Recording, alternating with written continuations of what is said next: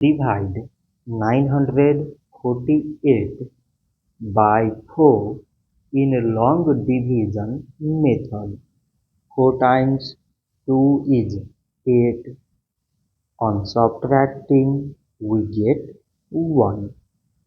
So this 1 is less than 4. So we put down this 4 and it is 14. 4 times 3 is 12. On subtracting, we get 2. So again this 2 is less than 4. So we put down this 8 and it is 28. 4 times 7 is 28.